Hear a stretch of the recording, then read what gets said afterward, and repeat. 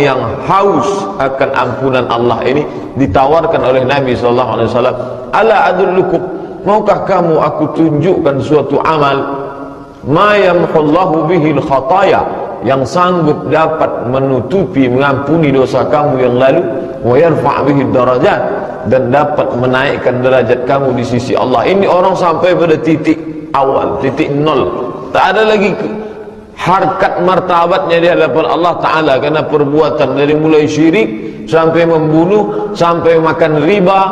Riba memang sudah pekerjaan mereka, bunuh-membunuh memang sudah profesi mereka, melakukan perbuatan zina, minum khamar, sampai-sampai ketika turun ayat pengharaman khamar, penuh parit-parit kota Makkah dan Madinah, karena ketika itu mereka menumpahkan cairan anggur, cairan kurma, dan cairan kismis yang menjadi minuman mereka, minuman favorit orang Arab. Ketika mereka yang dalam keadaan level paling bawah di mata Allah Ta'ala, lalu Nabi SAW tawarkan. Bisa Bapak Ibu bayangkan, seseorang yang sangat haus di tengah gurun pasir, di tengah panas terik, lalu Nabi tawarkan, maukah kamu aku berikan air dingin yang segar? Tentulah amat sangat diinginkan oleh orang-orang Arab Quraisy dan non-Quraisy pada saat itu. Itu yang ditawarkan Nabi SAW.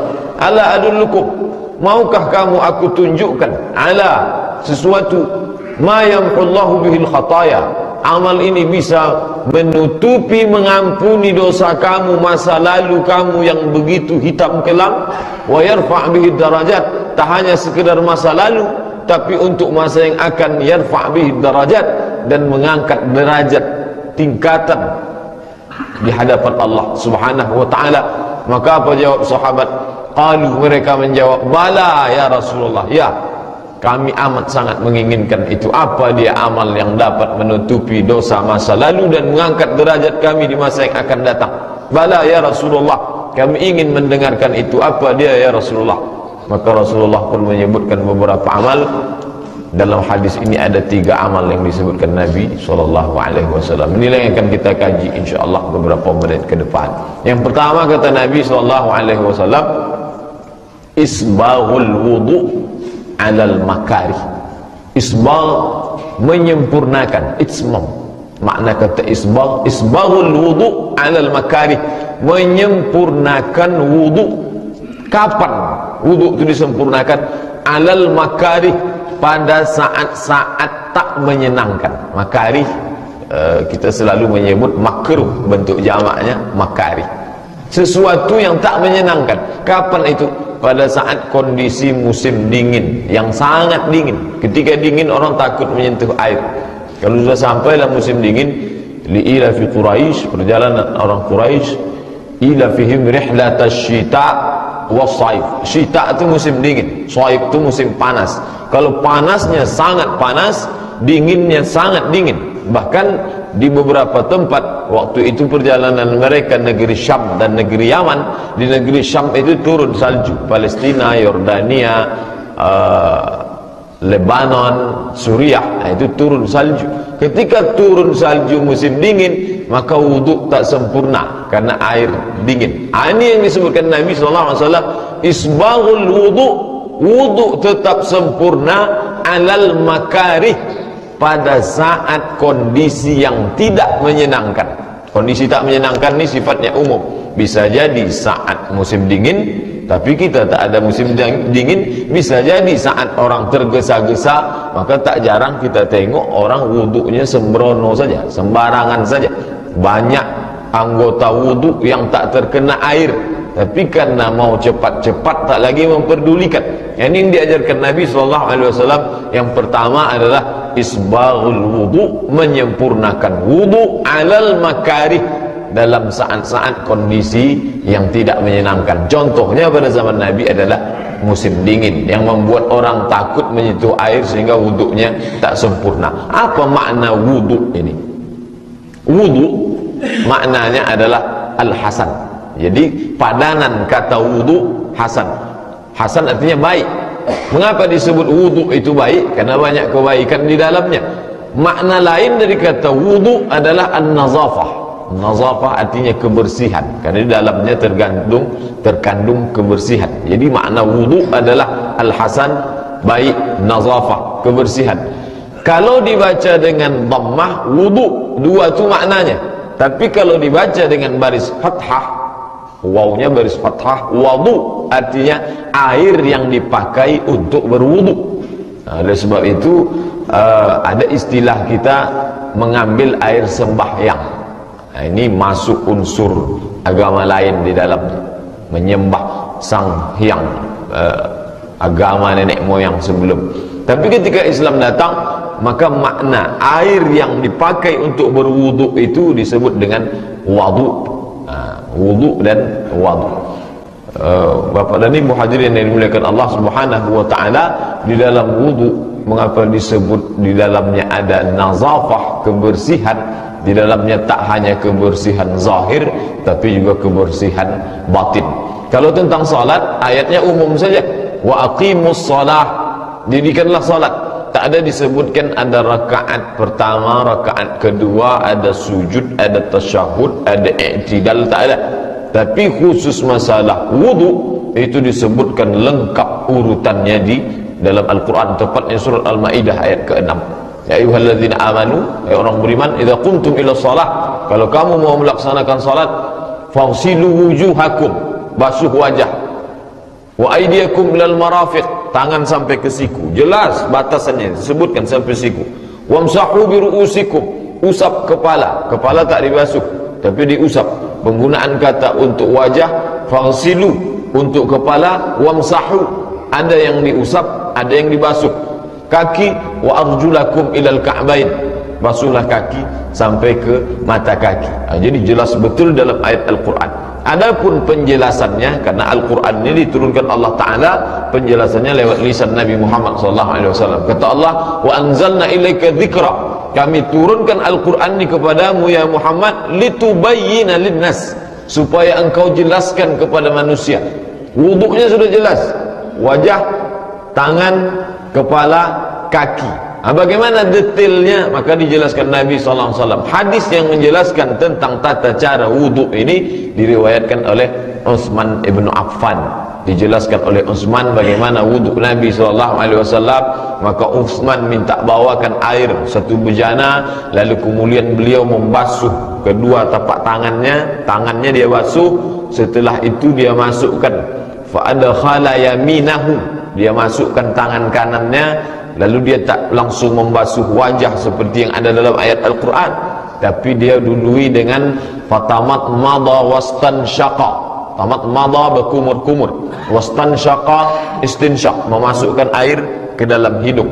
Kemudian setelah itu beliau membasuh wajah, kemudian membasuh tangan sampai ke siku, kemudian membasuh kepala, kemudian mengusap kepala, kemudian membasuh kaki. Di akhir hadis kata Utsman bin Affan, man tawadda'a wudu'i hadza, siapa yang berwudu semacam seperti wuduku ini, wala yuhaddis biha wala yuhaddis nafsahu, tidak setelah antara wudu dengan salat itu dia tidak ada bercerita apa-apa dan tidak ada terlintas apa-apa di hatinya. Tapi makna terlintas di sini menurut ulama terlintas urusan duniawi. Kalau urusan yang akhirat, masalah akhirat, bagaimana nanti di alam barzakh meniti siratal mustaqim, apakah solat ini nanti khusyuk atau tidak, itu tak masalah. Tak terlintas urusan dunia, maka kata Utsman ibn Affan, ghufira lahu ma taqaddama min dzambi, maka insyaallah Allah akan ampuni dosanya yang lalu. Ini jelas hadis tentang masalah wudu. Wudu tidak hanya sebagai kebersihan yang bentuk nampaknya fisik, tapi juga wudu adalah kebersihan batin. Mengapa demikian? Karena dalam hadis disebutkan orang mukmin yang berwudu, seorang muslim yang berwudu, maka disebutkan dalam dua hadis. Satu hadis riwayat Muslim, satu hadis riwayat Nasa'i, kharajat minhu khatayahu. Kharajat artinya keluar, khatayahu dosa-dosanya. Ketika dia usap wajah, keluar dosa, kesalahan dari wajahnya, matanya, mulutnya, hidungnya. Ketika dia basuh tangan, maka keluar kesalahan, dosa-dosa tangannya. Ketika dia basuh kepala, maka keluar dosa kesalahan kepalanya. Ketika dia basuh kaki, maka keluar kesalahan dosa kaki. Hadis sahih. Oleh sebab itu ketika orang berwudu, maka sesungguhnya dia tidak sedang membersihkan bentuk fisik zahir, kotoran yang tampak saja, tapi juga dia sedang membersihkan penyakit, dosa, kesalahan batin yang tak tampak oleh mata, yang pernah dilakukan. Itulah makanya Nabi katakan, aku tunjukkan suatu amal kepada kamu, dapat menutupi, mengampuni dosa kamu yang lalu, dan menaikkan derajat tingkatan kamu di sisi Allah Subhanahu wa ta'ala. Bapak dan Ibu yang dimuliakan Allah, seandainya Nabi Muhammad itu lahir di tepi sungai Nil, lalu ada ibadah dalam agama itu menggunakan banyak air, sampai yang wajibnya saja 5 kali satu hari, belum lagi kalau dia tambah ibadah sunat, belum lagi kalau dia solat duha, ditambah lagi solat tahajud, solat witir, solat tasbih, solat sunat isyraq, solat mutlak, qabliyah, ba'diyah. Ini membutuhkan amat sangat banyak air. Seandainya Nabi yang membawa Islam ini lahir di pinggir sungai Nil, kita tak berasa begitu heran. Tapi Nabi Muhammad SAW lahir di tanah suci Makkah, kemudian pindah ke Madinah, ke tempat yang sulit mendapatkan air. Orang yang paling kaya zaman Nabi itu adalah orang yang punya sumur, karena air waktu itu dijual mahal. Bahkan sampai sekarang pun di Arab Saudi air lebih mahal daripada bensin. Apa maknanya? Bahwa agama ini datang bukan dari produk lingkungan tempat tinggal Nabi SAW, tapi agama ini datang dari mana? Dia datang dari Allah Subhanahu wa ta'ala. Seandainya agama itu datang buatan seorang manusia bernama Muhammad yang tinggal di gurun pasir tandus, tak ada air, pastilah ibadah yang dia buat tak banyak menggunakan air. Tapi mengapa ibadah ini justru menggunakan air? Dari mulai wudunya sampai taharah bersucinya, sampai mandinya menggunakan air, menunjukkan bahwa agama ini datang dari Allah Subhanahu wa ta'ala. Bapak dan Ibu hadirin yang dimuliakan Allah, umat yang paling bersih di dunia ini adalah umat Islam. Mengapa? Wajibnya saja dia membasuh telapak tangan, kedua tangannya itu 5 kali sehari, di samping wudu-wudu sunat untuk yang lain. Apalagi kalau dia memang melazimkan diri untuk selalu dalam keadaan suci, maka dia akan selalu berwudu. Umat paling bersih itu adalah orang Islam, menurut ibadah yang disyariatkan oleh Nabi Muhammad SAW. Tapi karena orang Islam ni kadang lebih percaya kepada orang lain daripada Nabi Muhammad SAW, lebih percaya kepada tuntunan yang lain, ajakan yang lain daripada ajakan Nabi Muhammad SAW. Kalau mengikuti tuntunan yang lain, muncul bangganya, muncul bangkit rasa, oh ini sudah ikut yang benar. Padahal Nabi SAW 14 abad yang silam Nabi sudah mengajarkan orang Islam wajib membasuh tangan, wajah, kepala, kaki. Itu sudah 14 abad yang lalu. Baru sekaranglah diproklamirkan di dunia ini hari membasuh tangan sedunia, 15 Oktober. Lalu orang Islam pun ikut-ikut latah pula lah, ikut membasuh tangan. Sesudah 15 abad diajarkan Nabi membasuh wajah, tangan, kepala, telinga, kaki. Barulah 15 abad setelah itu barulah orang tahu ada ternyata namanya kalau membersihkan tangan itu membebaskan dari kuman dan lain sebagainya. Padahal itu sudah diajarkan Nabi. Itu sekarang, mungkin 100 tahun akan datang dibuat pula lagi nanti hari mandi sedunia, baru tahu orang kalau mandi itu membersihkan diri. Orang kita ini lebih percaya kepada yang datang, asal datang dari barat. Apa yang buat itu kesepakatan organisasi air dunia. Mereka yang membuat ini hari mencuci tangan sedunia. Anak-anak umat Islam pun diajaklah, mari ini tengok ini cara mencuci tangan. Nabi Muhammad SAW sudah menunjukkan, bukan saja tangan, semua ditunjukkan. Apakah ini dapat dibuktikan dengan kebenaran sains zaman sekarang? Ditelitilah oleh seorang dokter perempuan dari Universitas Ain Shams Kairo, bernama Dr. Majidah Amir. Menurut penelitian beliau, cara yang paling efektif untuk membuat diri nyaman, merasa fresh adalah wudu. Jadi ketika seorang dalam keadaan psikologis yang suntuk, sempit, banyak masalah, kemudian fisiknya lemah dan lain sebagainya, menurut penelitian beliau. Jadi bukan hanya sekedar ungkapan atau ucapan apologi, pembelaan seorang terhadap agamanya, tapi berdasarkan penelitian, cara yang paling efektif, apapun namanya, perlu di refresh. Komputer yang kita pakai beberapa jam itu perlu di refresh. Bagaimana refresh manusia, menyegarkan kembalinya bagaimana? Itu dengan wudu. Bagaimana kalau dia basuh muka saja? Ada seorang yang non muslim, lelah dia bekerja, lalu dia pergi ke wastafel, lalu dia basuh tangannya, dia basuh muka. Itu hanya fisiknya saja. Tapi ketika seorang muslim berwudu, maka fisik dan psikis, itu yang tak dapat. Mungkin orang yang basuh tangan, wajah 50% dia dapat, dia akan segar kembali. Dia basuh wajahnya seperti di iklan-iklan orang membasuh wajah, membasuh tangan, 50% dia dapat. Tapi ada satu yang tak dapat. Apa itu? Psikologis. Orang yang muslim ketika dia berwudu, dia tidak hanya sedang membersihkan fisiknya, saat itu tangannya bersih, kepalanya bersih, wajahnya bersih, kakinya bersih, tapi ada unsur lain. Apa? Ketika dia berwudu, kharajat minhu khatayahu, keluar semua kesalahannya. Ketika dia selesai berwudu itu, maka saat itu secara psikologis dia sedang membersihkan dirinya di hadapan Allah Ta'ala. Itulah yang tak ada, itulah yang tak didapat dalam hari cuci tangan sedunia itu. Bapak dan Ibu hadirin yang dimuliakan Allah Subhanahu wa Ta'ala. Jadi orang Islam perlu tahu tentang agamanya supaya dia tidak dibodoh-bodohi orang lain, supaya dia tidak merasa yang lain itu lebih baik dari agamanya, membangkitkan kepercayaan, keyakinan diri tentang apa yang ada pada diri kita, bahwa ini datang dari Allah Subhanahu wa Ta'ala, dibawa oleh seorang manusia yang dipilih Allah bernama Muhammad sallallahu alaihi wasallam.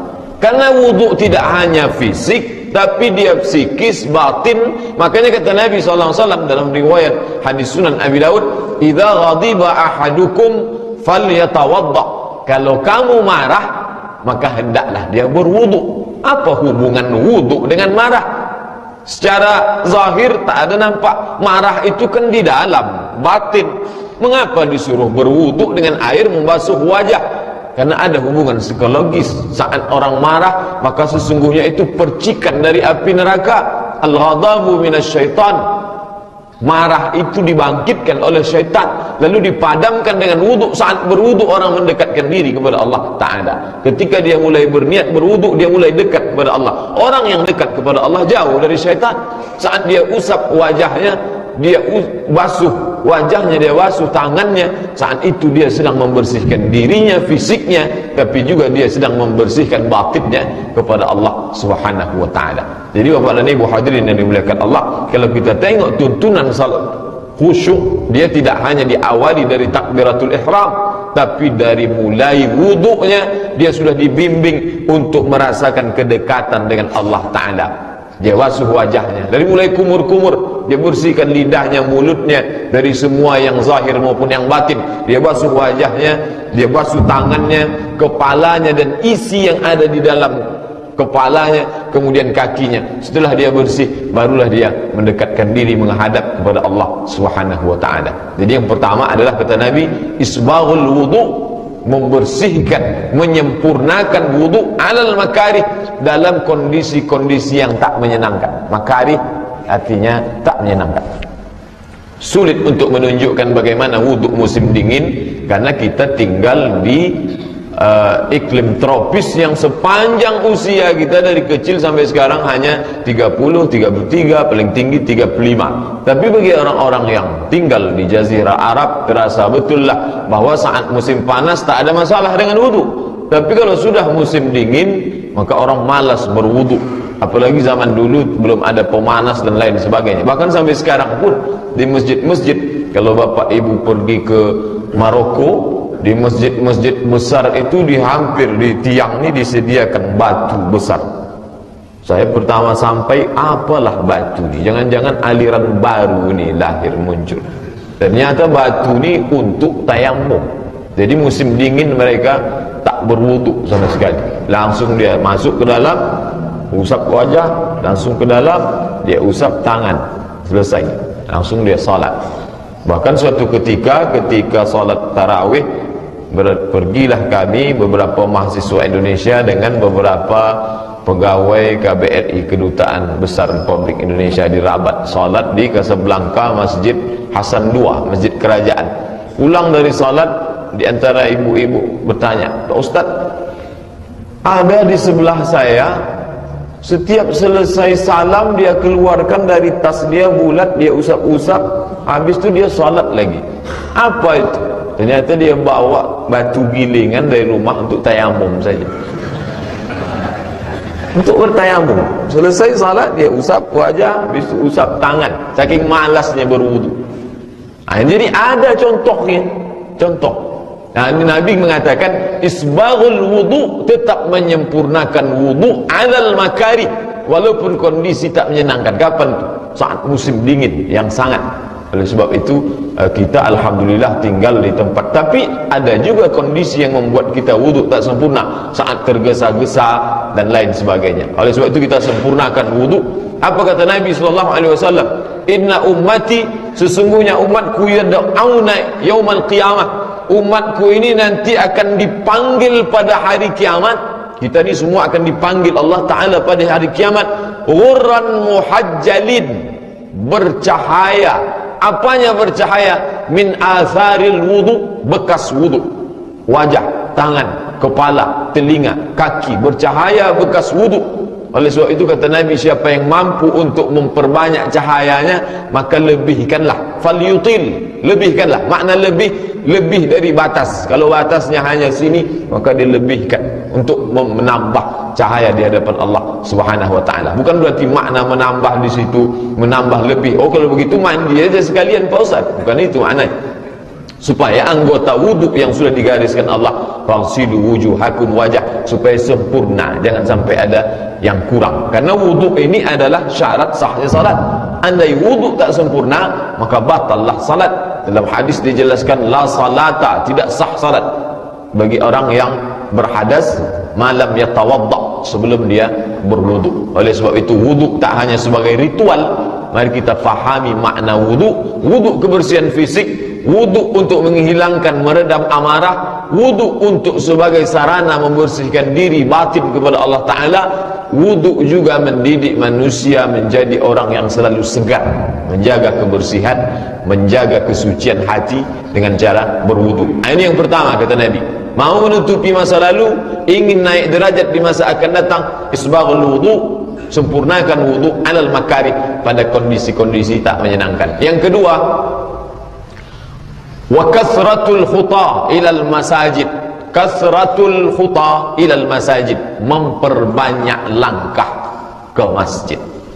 Menurut para ulama, makna memperbanyak langkah ni ada dua kemungkinan. Yang pertama, rumahnya jauh sehingga langkahnya banyak. Yang kedua, bukan maknanya rumahnya jauh, selalu bolak-balik ke masjid dalam rangka melaksanakan salat berjamaah. Itu makna memperbanyak langkah ke masjid. Bagaimana praktiknya dalam kehidupan Nabi sallallahu alaihi wasallam? Mengapa disebutkan banyak langkah, padahal saat itu mereka sudah punya kendaraan? Ada naik onta, ada naik keledai, ada naik biral. Biral ini lebih besar daripada keledai, lebih kecil daripada onta. Ini kendaraan mereka. Mengapa Nabi tak mengatakan datang ke masjid, selalu datang solat berjamaah? Mengapa disebutkan kata kasratul khuta, banyak langkah?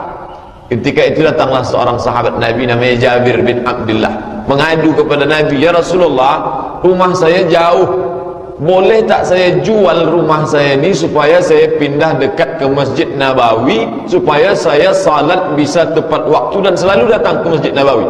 Dia mau jual rumahnya yang jauh dari Masjid Nabawi. Kata Nabi, jangan jual. Mengapa? Inna likulli khutwatin, setiap langkahmu itu adalah menjadi naik derajatmu di hadapan Allah Subhanahu wa taala. Oleh sebab itu langkah-langkah menjadi saksi yang akan menjadi saksi kita di hadapan Allah Subhanahu wa taala. Ketika Allah mengatakan al-yauma nakhtimu ala afwahihim, pada saat itu mulut kami kunci, wa tukallimuna aydihim, tangan kami buat berbicara, wa tashhadu arjuluhum, kaki bersaksi. Apa yang dipersaksikan kaki? Salah satu persaksian kaki adalah kaki dibawa banyak melangkah salat berjamaah ke masjid. Bapak dan Ibu hadirin yang dimuliakan Allah Subhanahu wa taala, tak hanya Jabir bin Abdullah, bahkan lebih banyak daripada Jabir bin Abdullah, satu suku namanya suku Bani Salamah. Mereka pun ingin juga pindah ke dekat Masjid Nabawi. Kata Nabi, jangan, tetap kalian di tempat kampung Bani Salamah, tapi datang berjalan kaki salat berjamaah ke masjid. Untuk apa? Mengapa Nabi sebutkan jalan kaki? Saat itu mereka butuh kesiapan, kekuatan fisik untuk menghadapi musuh. Salah satu bentuk persiapan kekuatan fisik itu adalah dengan banyak berjalan. Tapi dasar manusia kaum muslim ini kadang lebih banyak percaya kepada yang bukan ajaran Nabi. Dulu orang tak mau banyak jalan kaki. Setelah diiklankan mesti berjalan 10.000 langkah sehari, baru mau jalan kaki. Baru banyak ke berjalan kaki untuk tak pula untuk solat berjamaah ke masjid. Sore-sore banyak ramai ke Masjid Agung, tapi lebih banyak di luar daripada yang di dalam, lebih banyak di bawah daripada yang di atas. Oleh sebab itu dalam Islam diajarkan tak hanya kekuatan batin, tak hanya kedekatan orang kepada Allah Ta'ala, tapi juga kekuatan fisik untuk menguatkan fisik dan menjadi nilai tambah di hadapan Allah Subhanahu wa taala. Maka disampaikan Nabi, wa kasratul khuta ilal masajid, memperbanyak langkah ke masjid. Tapi memahami banyak langkah ini ada dua pendapat. Makna kedua adalah maknanya selalu melazimkan diri untuk salat berjamaah ke masjid. Bapak dan Ibu hadirin yang dimuliakan Allah Subhanahu wa taala, manusia kaum muslimin dia terdiri dari zahir dan batin, yang tampak dan yang tak tampak, fisik dan psikis. Oleh sebab itu Islam tak hanya mementingkan psikisnya saja, hanya takwa, hanya iman, tidak, tapi fisiknya pun mesti kuat. Di antara membangun kekuatan diri adalah dengan banyak berjalan. Tapi tak hanya ditanamkan pada Nabi, tak mengatakan banyaklah kamu berjalan maka kamu akan sehat. Nabi tak katakan demikian. Kenapa? Unsur itu tanpa pun disebutkan Nabi, orang sudah tahu. Nabi tak perlu sebutkan sesuatu yang dapat ditangkap oleh akal manusia. Kecerdasan akal manusia bisa menangkap itu. Tugas Nabi tak menjelaskan itu. Nabi menjelaskan sesuatu yang tak bisa ditangkap oleh akal manusia. Mana dia? Bahwa kaki akan bersaksi di hadapan Allah. Itu sampai kapanpun, sehebat apapun dokter menelitinya, tak bisa dia temukan itu. Bahwa kaki akan menjadi saksi di hadapan Allah, bahwa langkah kaki akan menaikkan derajat di hadapan Allah, menghapuskan kesalahan, silap, dosa masa lalu. Itu tak dapat ditangkap oleh akal. Mengapa Nabi tak menjelaskan yang bersifat medis, kesehatan dan lain sebagainya? Itu menjadi tanggung jawab kaum muslimin yang datang setelah zaman Nabi SAW. Tapi yang dijelaskan Nabi adalah yang butuh penjelasan hanya dapat dijelaskan oleh wahyu dari Allah Subhanahu wa taala. Makanya Nabi jelaskan, ini ada satu amal hai para sahabat, kalau kamu lakukan, dosa masa lalumu diampuni Allah, dan yang masa akan datang dinaikkan derajatmu di sisi Allah. Apa dia? Yang kedua, kasratul khuta ilal masajid, memperbanyak langkah ke masjid. Yang terakhir, yang ketiga, kata Nabi sallallahu alaihi wasallam, wantizarus salah ba'da salah. Intizar artinya menunggu salat setelah salat. Mengapa bunyinya disuruh menunggu salat? Memang orang yang mendapatkan ampunan Allah terhadap dosa masa lalu, ditinggikan derajat masa akan datang, dia menunggu salat. Beberapa menit menjelang azan dia sudah duduk di dalam masjid, berzikir, membaca Al-Quran, bertasbih, bertakbir, bertahlil, bersalawat, mengagungkan Allah Ta'ala, memuhasabah diri, menunggu salat. Apa yang terjadi pada kita sekarang? Zaman Nabi dulu mereka salat. Salat yang dilakukan Nabi dan sahabat, salat itu juga yang kita lakukan sekarang. Apa bedanya? Mereka menunggu salat. Orang sekarang ditunggu salat. Kalau bolehlah solat tu bercakap, bisa dia berbicara, melambai sudah tangannya, sudah mau habis ini waktu, marilah salat. Tapi nantilah. Nabi dan sahabat Nabi diajarkan mereka intizarus salat, mereka menunggu salat. Salat tu mereka nantikan kapan masuknya. Sebelum masuk sudah siap sedia, wudunya sudah siap, psikis fisik badan sudah suci, bersih, segar, hati pula sudah bersih karena keluar semua dosa, kesalahan, siap menunggu salat. Menjelang dari wudhu ke salat tak ada cerita apa-apa, karena tadi riwayat hadis Utsman bin Affan, la yuhaddits biha nafsuh, tak ada cerita urusan duniawi terlintas dalam hati pun dia lawan. Lalu ketika dari wudhu menjelang salat menunggu, maka masuk ke dalam salat itu dalam kondisi suasana yang sudah kita digiring oleh Nabi sallallahu alaihi wasallam. Mengapa salat kita tidak berkualitas? Karena kita tidak ikuti tuntunan ini. Kalau diajak, itu kan sunat Pak Ustaz, yang wajib-wajib sajalah. Padahal ini yang sunat-sunat, yang kecil-kecil nampaknya remeh-temeh, ini membimbing kita dari mulai wudhunya, masuk ke menjawab suara azannya, masuk ke duduk menunggu menanti salat, masuk ke dalam salatnya. Jadi tak langsung salat. Oleh sebab itu tuntunan yang diajarkan Nabi ini kalau kita laksanakan membantu kita untuk meningkatkan kualitas salat kita.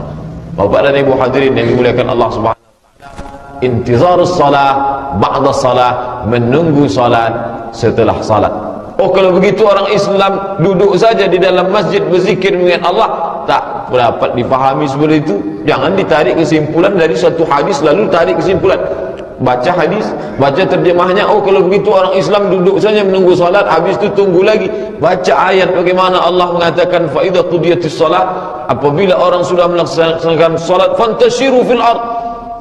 Kita tak disuruh duduk dalam masjid, bertebaranlah di muka bumi, wabtaghu min fadlillah, cari karunia Allah Ta'ala. Di antara karunia itu adalah rezeki. Orang Islam disuruh mencari rezeki. Ada yang berdagang, bagaimana pedagang? At-tajirus saduqul amin, seorang pedagang yang jujur, yang amanah. Ma'an nabiyyin, nanti dibangkitkan di akhirat. Ma'an nabiyyin, wassiddiqin, wasyuhada, wassalihin, bersama para nabi, bersama orang siddiqin yang benar, wasyuhada, bersama orang-orang mati syahid, wassalihin, bersama orang salih. Bukan berarti duduk menunggu salat tak berarti dia tak berdagang. Oleh sebab itu dikombinasi antara hadis ini, dia tetap dengan urusan duniawinya, dia tetap mencari nafkah. Bagaimana pula dengan petani? Ma min muslimin yazra'u yazar'an, seorang muslim yang menanam tanaman, ya'kulu minhu tayr, lalu buah tanamannya itu dimakan oleh burung, au bahimatun, atau hewan, au insanun, atau dimakan orang, maka itu menjadi sedekah baginya. Apa maknanya? Yang bertani tetap bertani, bukan berarti dia meninggalkan pertaniannya untuk masjid. Tak. Bagaimana pula dengan orang yang punya kekuasaan? Apakah dia tinggalkan tempatnya berkuasa lalu dia hanya di dalam masjid? Tak. Dia tetap mengatur urusannya masing-masing. Abu Bakar, Umar, Utsman, Ali pernah menjadi penguasa, tetap dia bisa mengatur tapi tanpa meninggalkan masjid. Maknanya adalah itu yang disebut dalam hadis, qalbuhu mu'allaqun fil masajid, hatinya tergantung di dalam masjid. Kalau hati tergantung dalam masjid, orangnya boleh di toko, orangnya boleh di pasar, orangnya boleh di kebun, di sawah, tapi ketika datang panggilan tak sabar dia ingin datang masuk ke rumah Allah Ta'ala. Tapi kalau dibalik, jasad di masjid, hati di luar masjid, maka Assalamualaikum warahmatullahi, Assalamualaikum warahmatullahi, langsung. Apa sebab? Hati di luar masjid. Dalam proses memasukkan hati ke dalam masjid, tapi berproses. Nabi SAW tak membuat umat Islam ini menjadi umat yang instan. Apalah salahnya dikumpulkan Nabi semua sahabat itu, lalu setelah itu dia doakan, doanya makbul, lalu dia minta supaya kun fayakun langsung. Oh, tapi Nabi tak begitu. Nabi mengajarkan berproses. Bagaimana caranya? Wudhu sempurna, berwudhu sempurna dengan bersih zahir, bersih batin. Setelah itu memperbanyak langkah ke masjid. Setelah itu menunggu salat. Setelah salat, untuk apa? Supaya tertanam hati ke dalam masjid, masuk ke dalam kekuasaan orang Islam. Tak hanya kuasa pada dirinya, tapi kuasa kepada yang lain, sehingga masuklah Islam itu ke dalam hati manusia. Bapak dan Ibu hadirin yang dimuliakan Allah Subhanahu wa taala, di akhir hadis ini ditutup dengan ucapan Nabi. Apa kata Nabi? Fadzalikumur ribat, itulah ribat. Itu dalam hadis sahih Muslim. Dalam riwayat Muwatta Imam Malik 3 kali ini disebut. Fadzalikumur ribat, fadzalikumur ribat, fadzalikumur ribat. Itulah ribat, itulah ribat, itulah ribat. Ribat diambil dari kata rabata. Rabata artinya mengikat. Apa makna mengikat? Orang yang menahan dirinya pada sesuatu. Kata ribat ini selalu diidentikan dengan jihad fisabilillah. Orang ketika sedang berjihad, dia sudah mengikatkan dirinya, matanya, telinganya, kakinya, tangannya, nyawanya dia ikatkan ke jihad. Lalu orang menganggap hanya jihad saja, tak ada amal lain. Nabi ingin menunjukkan ada amal lain. Apa itu? Wudu bersih, zahir batin. Setelah itu perbanyak langkah ke masjid. Setelah itu tunggu salat. Fadzalikumur ribat, itu ribat, kata Nabi SAW. Nabi ingin menunjukkan ada ribat, mengikat diri pada jihad, ada dalam bentuk lain, tak hanya pergi berjihad fisabilillah. Fadzalikumur ribat, yang tiga ini pun kalau kamu laksanakan, dia sama seperti ribat. Kemudian makna ribat yang lain, dulu orang-orang Yahudi, orang Nasrani mengikat dirinya di satu tempat. Kan berarti dia ikat pakai tali, tidak. Mengikat dirinya, dia tak pergi berdagang, dia tak pergi bertani, dia tak mengurus keluarga. Maka mengikat dirinya, tempat itu namanya saumah, jamaknya sawami. Dibangunkan tempat khusus untuk beribadah saja di dalamnya. Itulah kalau kita baca tentang orang-orang saleh, tentang orang-orang soleh di kalangan Bani Israel yang tak menikah, tak berkeluarga, tak berdagang, tak bertani, tak ada urusan dunia, kerjanya beribadah saja, mengikat diri di situ. Kata Nabi, tidak, itu bukan ajaran Islam. La rahbaniyata fil Islam, tidak ada kerahiban dalam Islam, tak ada kependetaan dalam Islam. Dalam Islam manusia melakukan semua aktivitasnya seperti yang dicontohkan Nabi SAW. Lalu kalau kita mau mengikatkan diri dalam satu ibadah, bagaimana? Wuduk sempurna, zahir dan batin, datang ke masjid memperbanyak langkah, tunggu salat menjelang salat berikutnya. Fadzalikumur ribat. Maka kalau kamu bertanya tentang ribat, itulah makna ribat di dalam Islam, kata Nabi SAW. Bapak dan Ibu hadirin yang dimuliakan Allah Subhanahu wa taala, kalau 3 poin ini sudah kita laksanakan, maka hadis yang kita kaji subuh ini lebih menguatkan kita supaya kita istiqamah. Kalau belum, kita mulai perhatikan wudu kita, kita perhatikan gerak langkah kaki kita ke masjid, dan kemudian kita perhatikan pula sikap kita selama ini. Apakah kita sudah menunggu salat atau kita masih ditunggu oleh